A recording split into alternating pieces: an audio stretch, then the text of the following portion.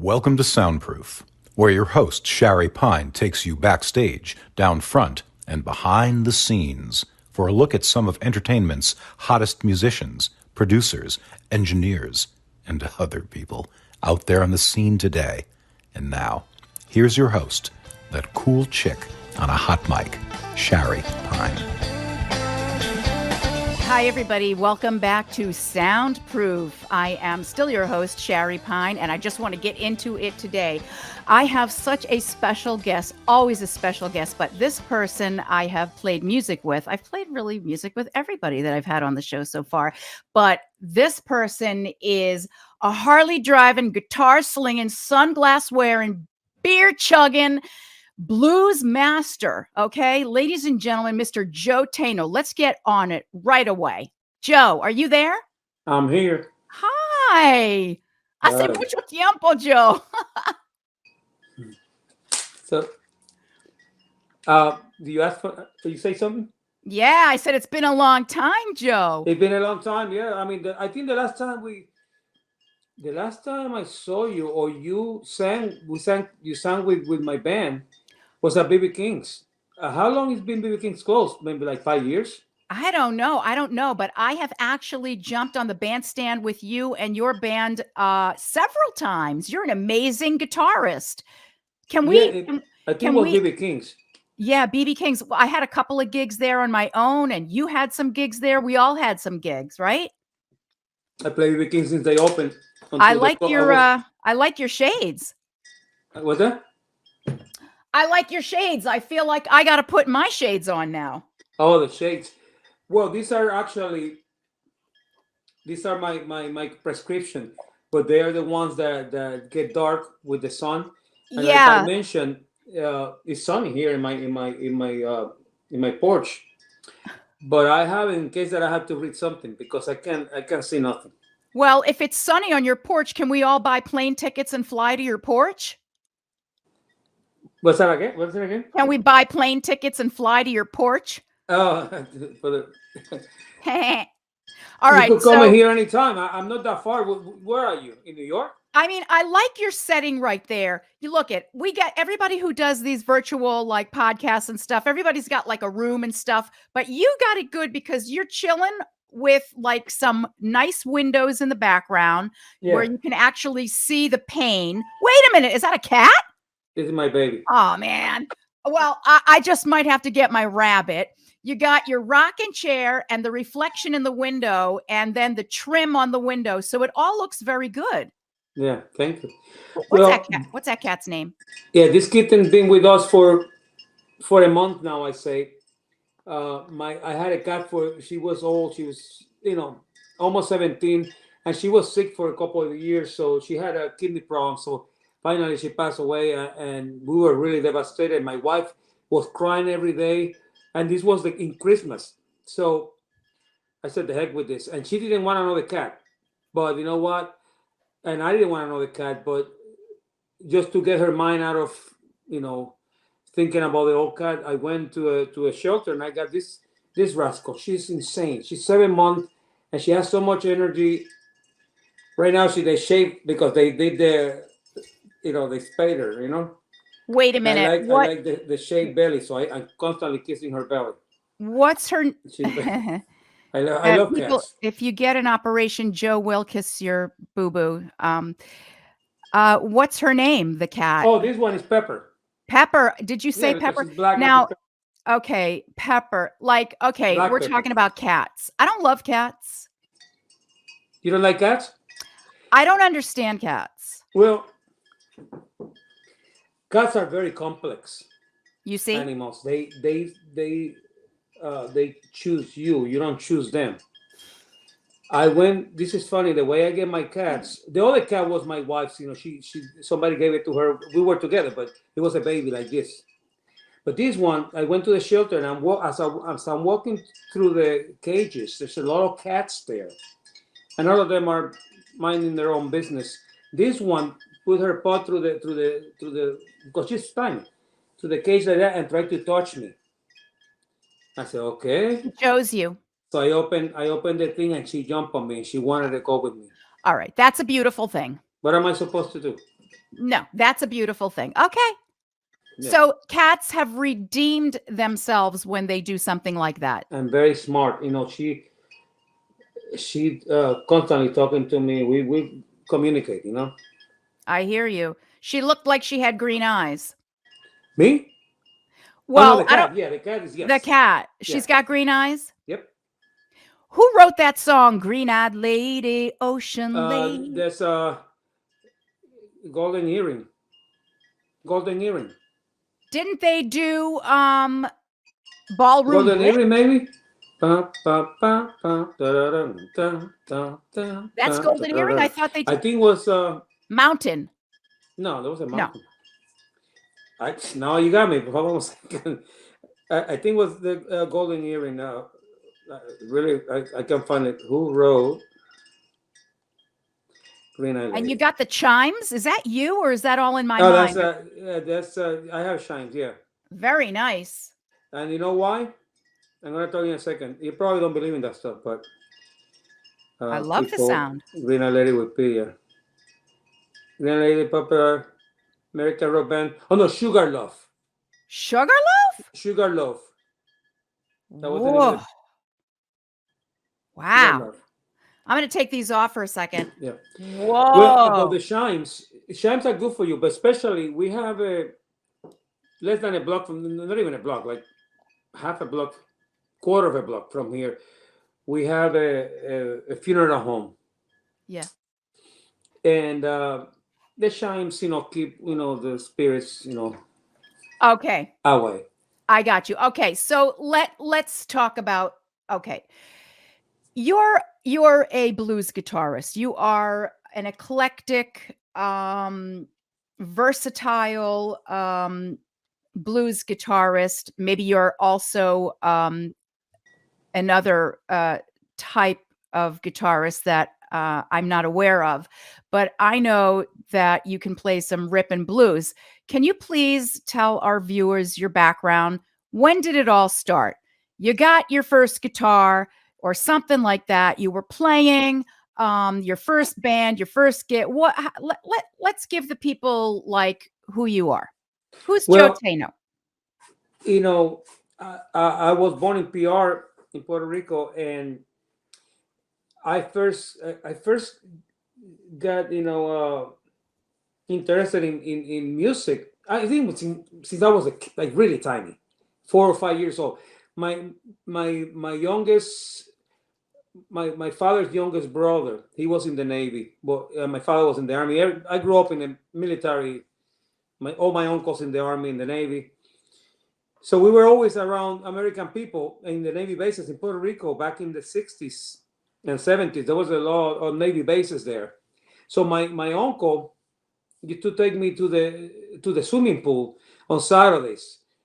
The swimming pool that they had, they had like a clubhouse in the Navy base, and you could eat. It was really cheap. You could go to this, restaurant that you pick up whatever you want to eat, like for a couple of bucks. And I mean, I was tiny, but I was on that swimming pool, and the American kids always with the radio, just American music, rock and roll. I mean, 50s, early 60s rock. So that somehow gets in your mind. You grew up with that, so that's all you know. Then when I was 9 years old, 9 or 10, around nine. Well, I was born in 1955, so whenever the Beatles' Hard Day's Night movie came out, my father bought a new. I remember it was a 1964 Chevrolet, and that day he came with the car brand new. It still had the plastic on the seats and the sticker. Wow. And he said, "I'm going to take you guys to the drive-in." So it was just like here. That's what people don't realize. Back then, Puerto Rico was pretty much like a state. So we went to the drive-in, and guess what? What they're playing? They're playing Hard Day's Night, the At the Beatles. drive-in. Wow.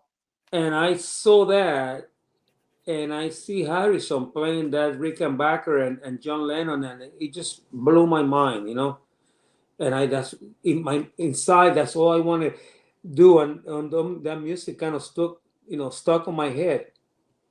So a couple of years later, my father bought me an acoustic guitar, and I took about 10 lessons. But I really wanted to play rock. They in Puerto Rico they teach you. Well, back then, the teachers what they wanted you to learn is either classical or you play. If you're not that smart, you don't want to read music and become a real musician. They teach you like guitar trio, folkloric music. Which I hated it because I wanted to play rock. So they wanted to teach you Carlos Montoya y Andres Segovia. Well, not even that. They want to play like folkloric Puerto Rican music, which is not bad. It's not my thing. You got your guitar with you? I'd love to hear you play something. I have a guitar here. Yeah. Play some of that folkloric. Yeah. What do you call it? That's how I started with. That was the first, kind of music that I wanted to, learn. But fortunately, the first record I ever bought with my money was Cream, Fresh Cream, Eric Clapton, Ginger Baker, and those guys, and that kind of changed my life, because it's somehow when everybody was playing Beatles and the music by the Monkees and the whatever, whatever was happening, I just started getting interest in the blues, and after that I got the second Cream album, which is Disraeli Gears, and they had a lot of blues stuff there, and somehow I just like, the first blues tune I learned was Sleepy Time Baby, I'm a sleepy time baby. That's a Cream tune. It's a British blues. It's not the real blues, but it's an intro. When you're a kid, I learned that. I learned, it's in G. Rolling and Tumbling. Well, I'm rolling and tumbling, crying the whole night long. So those were the first, blues tunes I learned, and from there on, I started getting an interest in the blues, and I had a neighbor, my buddy, his brother was older, and he was in California for a minute, so he brought some blues records, like B.B. King and Albert King and that kind of stuff. And then that's how I learned, I learned how to play, Born Under a Bad Sign, every day I had the blues, that kind of stuff. And I was like 11, 12, but we didn't see in Puerto Rico, we basically had a lot of pop rock. From American music, we had like basically rock, like Elvis and pop stuff, or then the Beatles, and you really didn't have blues there, So everybody looked at me like I'm a weirdo, why this? I go in bands and I just wanted to play this kind of blues or Cream, and they thought that I was a weirdo, Let me ask you a question, and you're not a weirdo. You're a kick-ass player, and I can confirm, people. Okay, let me ask you a question. So there weren't blues in Puerto Rico. Why? It hadn't arrived there yet. And my second question is back to what you said prior, that you were listening or people were talking about or playing the British blues, but how is that even possible? Because the blues came from like it's American native art form. So what is British blues if not just a ripoff of? Because the deal, the blues was popular in the late 30s, 40s, maybe 50s, and then completely disappeared, except for the people in Chicago or people, older black generation that still had those records, but nobody cares for the blues. So then this the Stones and Clapton and those guys started recording the old blues tunes, some of the old blues tunes, and then the blues started becoming popular.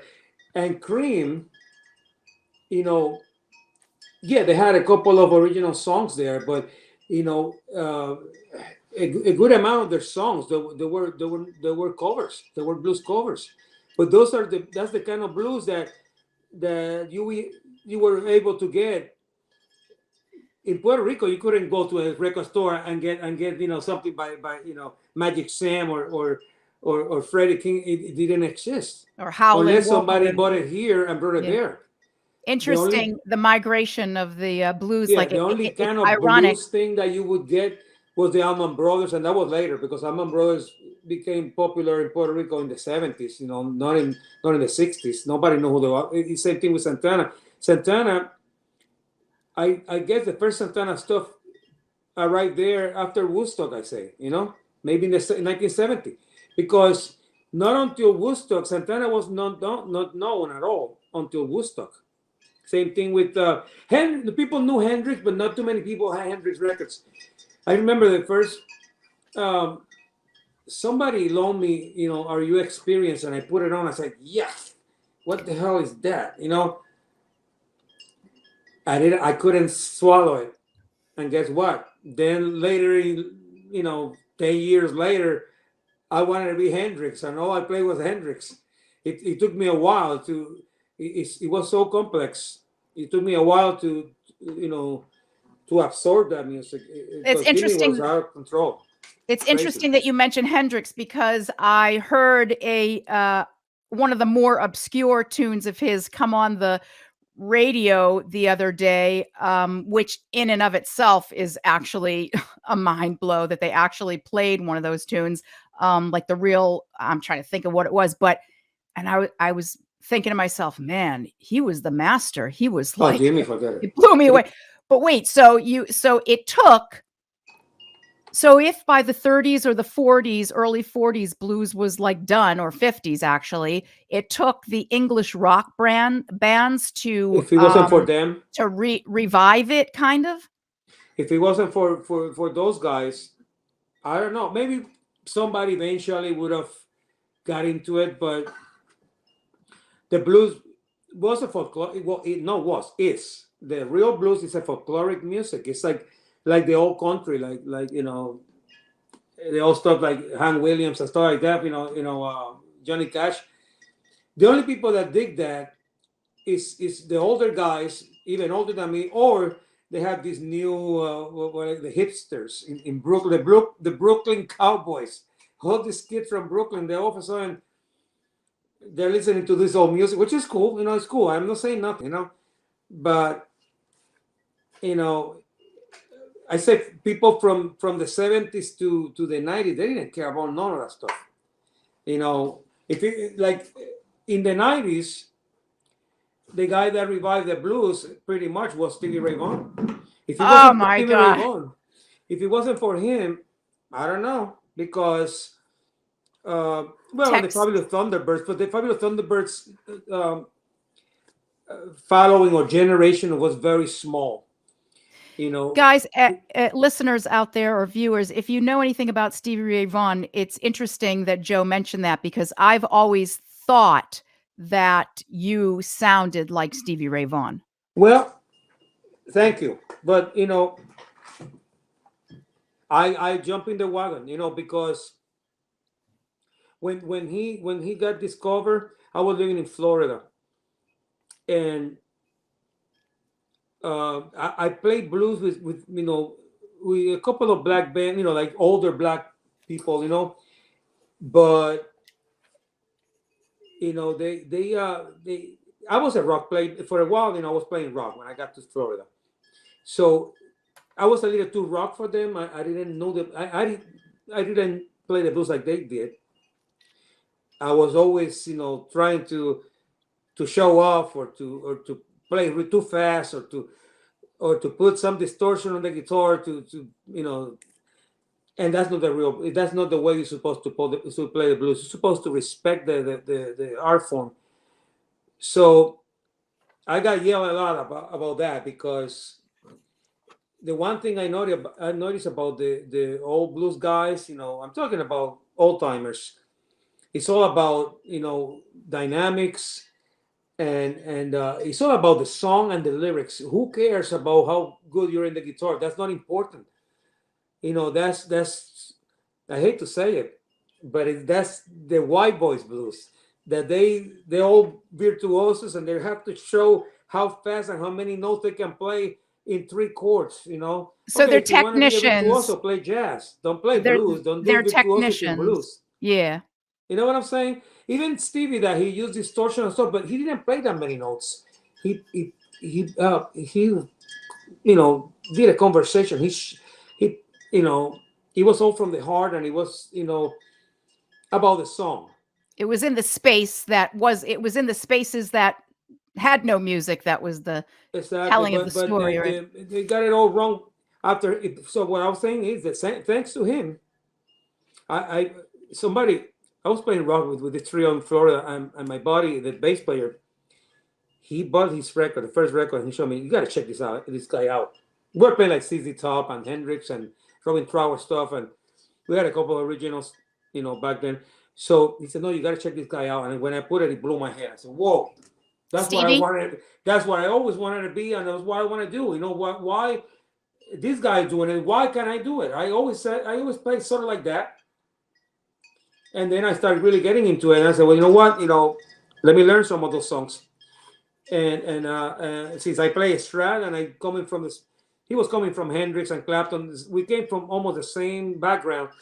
So I started kind of sounding like him, and I took stuff from him. Of course I did. Everybody did, And that was a ticket for me to get back into the blues, full time. And back then in Florida, forget about it. There was a lot of blues bands and a lot of blues gigs, but I wanted to do something else, so I moved to New York, back to New York here.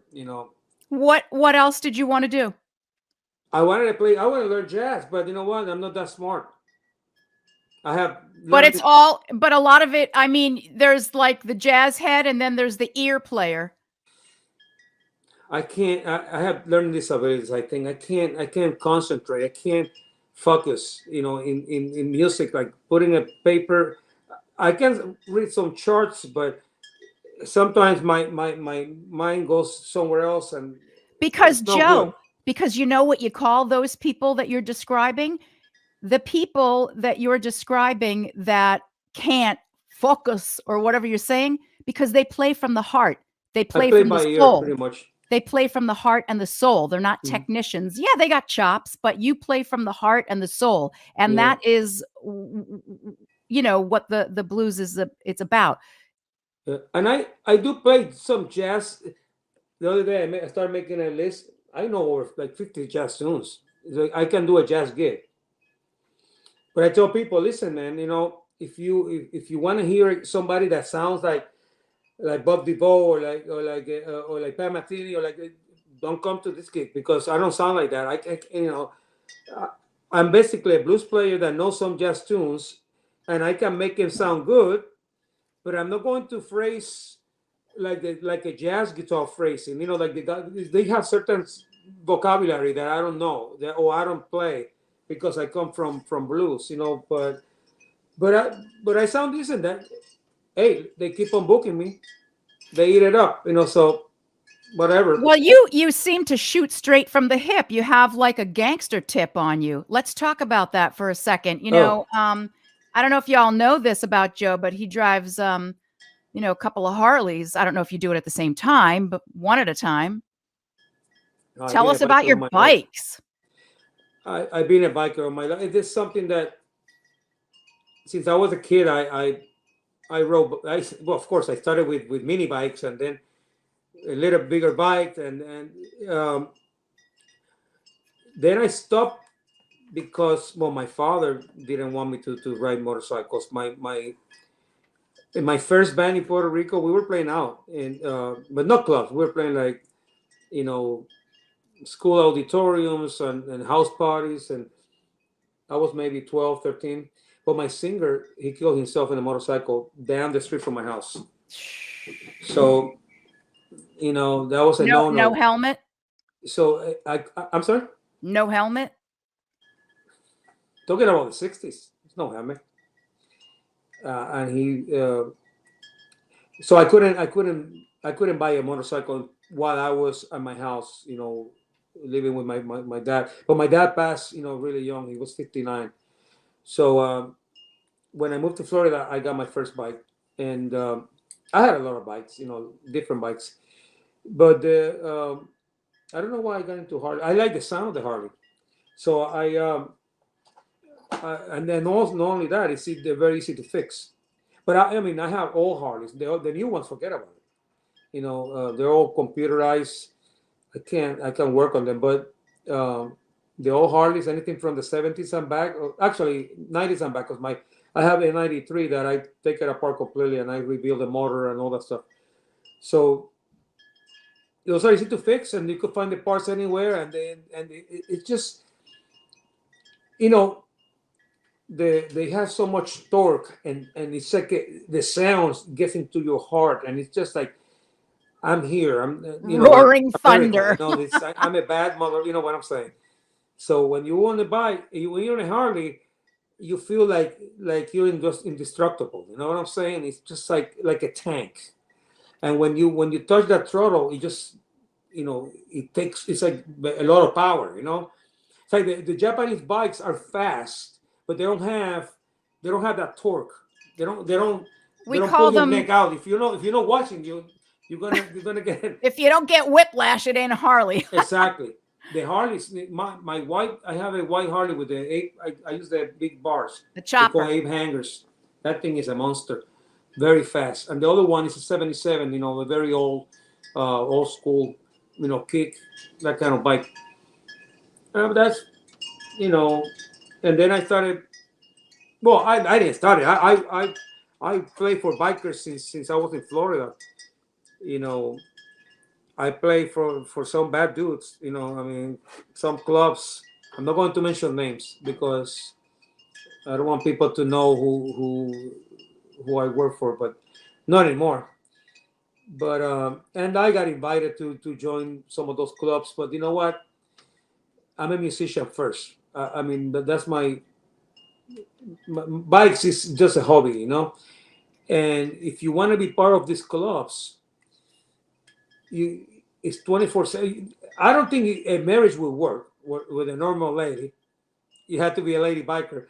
Some of these clubs, you buy a motorcycle, you have to give them the title of the motorcycle. They own the motorcycle.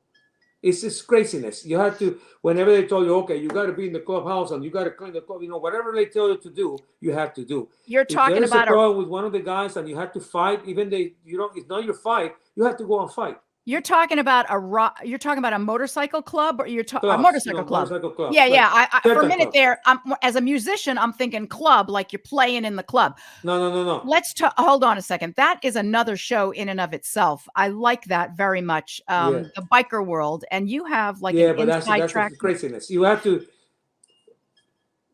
It's a whole lifestyle. You can't be a musician and a real biker in a biker club. It ain't gonna work. Okay.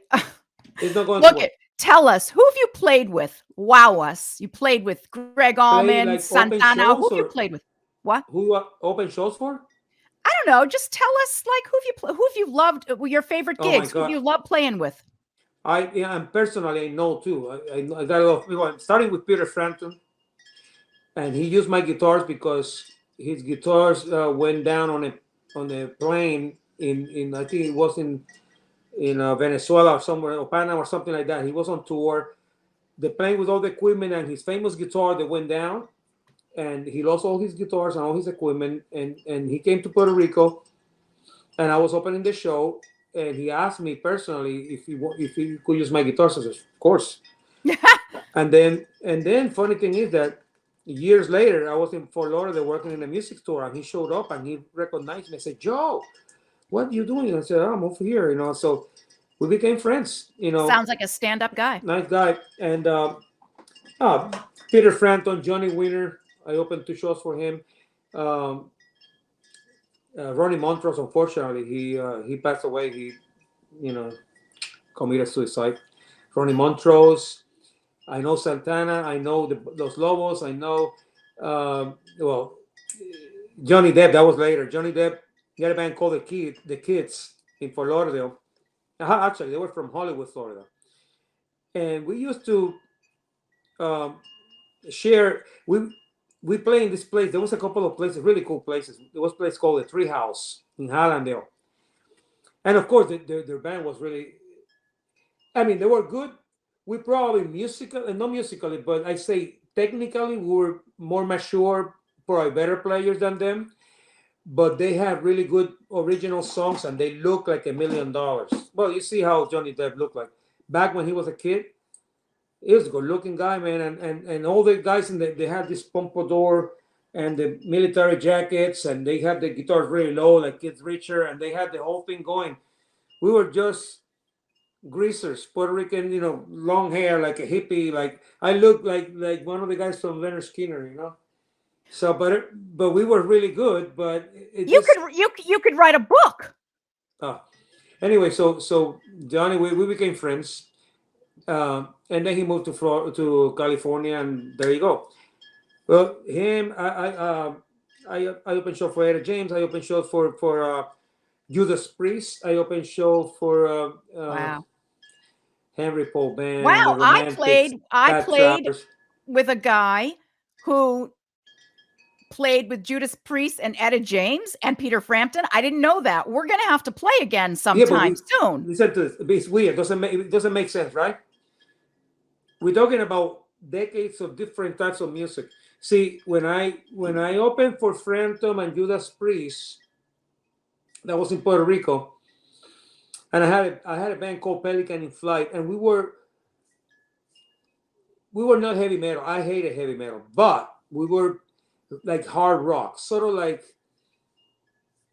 almost like Aerosmith type of, kind of like that. And we were very, very popular, and we playing all over the place, and on TV also, and we were kind of like the house band in this place called Shannon's Pub. Irish pub in Puerto Rico. Ha! Funny. And we were basically the house band there. So of course when somebody from the States or from Europe went to play there, I had to say that I never like to say that I'm the best. That's the bad thing to say. Let's say we were the most experienced band at the time, because there were guys that blew us. They were much better than us before us, but they all left. They were here now in the States. They're older than me. Excuse me, one second. There were guys that were as good as us, but they didn't look that good. See, it's a whole package. Yes. It's like. Which brings me, I want to jump in here because we're going to have to wrap up, and I need another show for you because can you play us something? Yeah. What do you want to sing? Just play something so that people can hear how wonderful you are, and just let me tilt your computer so that your guitar is in view also, if you can. And ladies and gentlemen, Joe Taino. Can you see me there? Yeah, Joe Taino is going to play us out a little bit. I can do like a regular blues thing. Anything you want, anything. And next time we'll talk about the book that you're writing.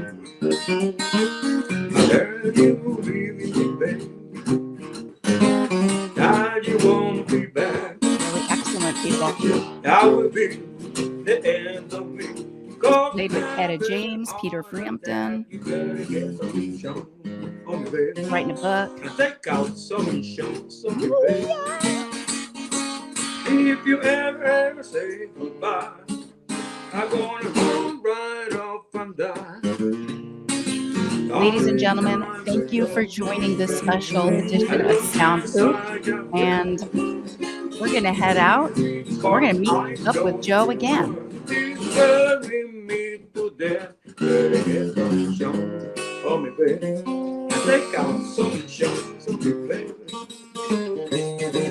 you ever say goodbye, I'm gonna come right off and die.